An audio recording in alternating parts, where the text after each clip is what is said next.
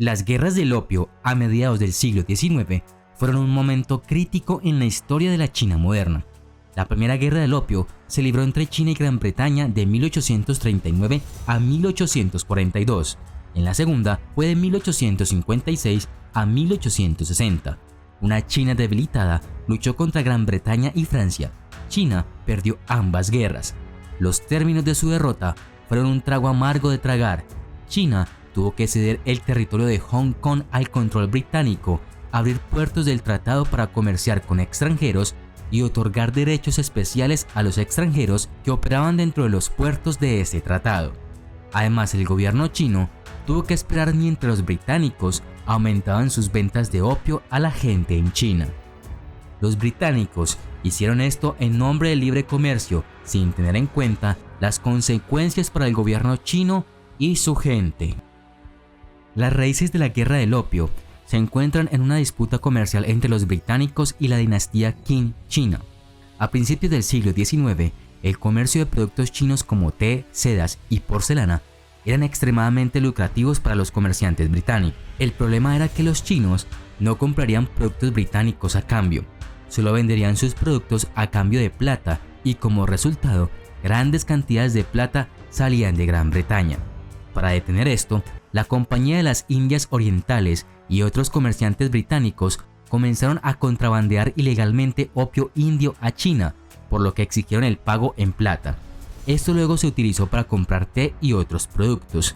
En 1839, las ventas de opio a China pagaron todo el comercio del té. Los chinos querían detener este comercio. Aunque el opio era valorado como una medicina que podía aliviar el dolor, ayudar a dormir y reducir el estrés, para 1840 había millones de adictos en el país. Las importaciones ilegales de opio también estaban erosionando lo que alguna vez había sido una balanza comercial favorable. Los esfuerzos chinos para poner fin al comercio fueron inicialmente exitosos. En mayo de 1839, obligaron al superintendente en jefe británico de comercio en China, Charles Elliot, a entregar las existencias de opio en Cantón para su destrucción. El gobierno chino confiscó y destruyó más de 20.000 cofres de opio, unas 1.400 toneladas de la droga. Esto indignó a los británicos y fue el incidente que desencadenó el conflicto. Después de varias escaramuzas, la lucha comenzó en noviembre de 1839. El HMS Voyage y el HMS Jiangxi derrotaron a 29 barcos chinos durante la evacuación de refugiados británicos de Cantón. El 21 de junio del año siguiente, una fuerza naval comandada por el comodoro Sir Gordon Bremer llegó a Macao.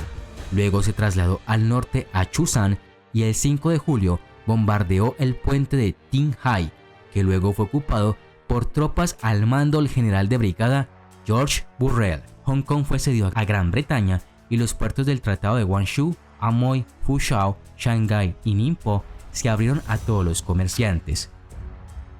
El opio que los británicos vendían en China estaba hecho de la savia de las plantas de amapola y se había utilizado con fines medicinales y a veces recreativos en China y otras partes de Eurasia durante siglos. A principios del siglo XIX, cada vez más chinos fumaban opio británico como droga recreativa, pero para muchos, lo que comenzó como recreación pronto se convirtió en una adicción punitiva. Muchas personas que dejaron de ingerir opio sufrieron escalofríos, náuseas y calambres y en ocasiones morían por abstinencia. Una vez adictos, las personas a menudo harían cualquier cosa para seguir teniendo acceso a la droga.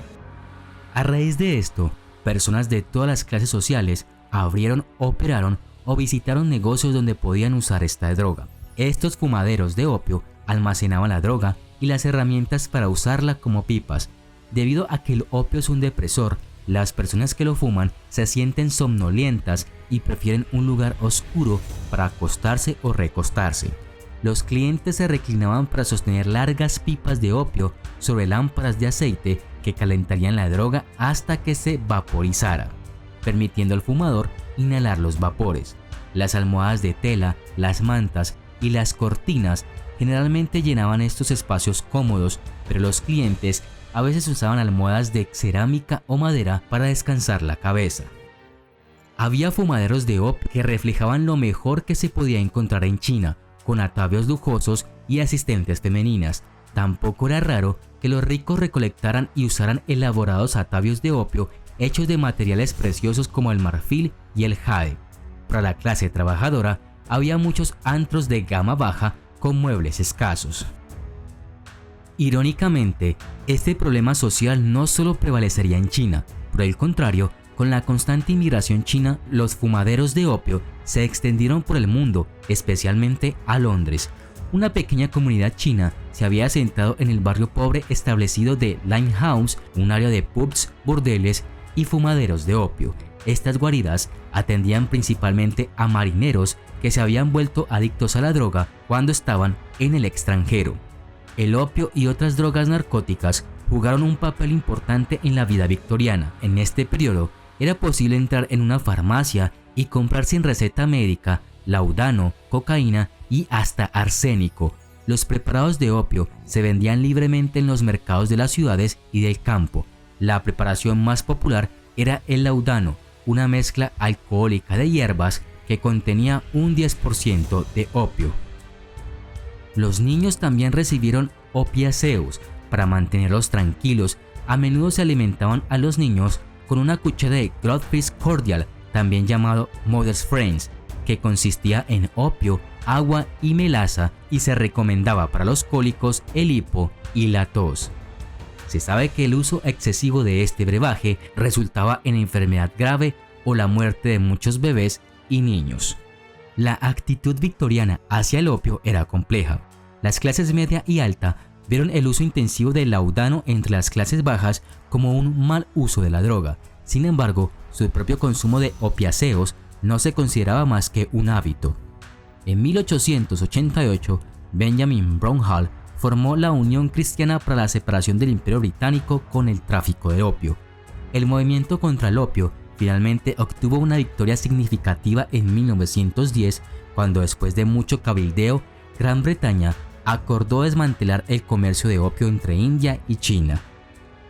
Pero este problema llegó hasta los Estados Unidos, donde la primera gran ola de inmigración china a los Estados Unidos ocurrió en la década de 1850.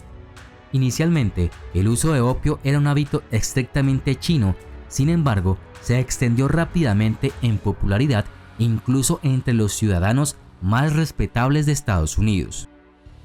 La droga se podía comprar en raciones de 5 onzas y se encontraba fácilmente en San Francisco y California, incluso después de que ambos gobiernos la prohibieran en 1878 y 81 respectivamente. El uso de opio en los Estados Unidos alcanzó su punto máximo alrededor de las décadas de 1880 y 90, lo que provocó fuertes críticas tanto de familias como de políticos estadounidenses preocupados. A finales de la década de 1880, el San Francisco Call estimó que había alrededor de 300 fumaderos de opio en la ciudad, la mayoría de ellos en Chinatown, que servían a los aproximadamente 3.000 adictos al opio, junto con los innumerables otros que se entregaban menos inmoderadamente. Los fumaderos de opio tenían letreros rojos sobre sus puertas que decían tuberías y lámparas siempre convenientes en caligrafía china. Los fumaderos de opio fueron finalmente aniquilados en el terremoto e incendio de 1906. La mayoría nunca fueron reconstruidos y los pocos que quedaron fuera del negocio por la campaña antidroga a nivel nacional una década después.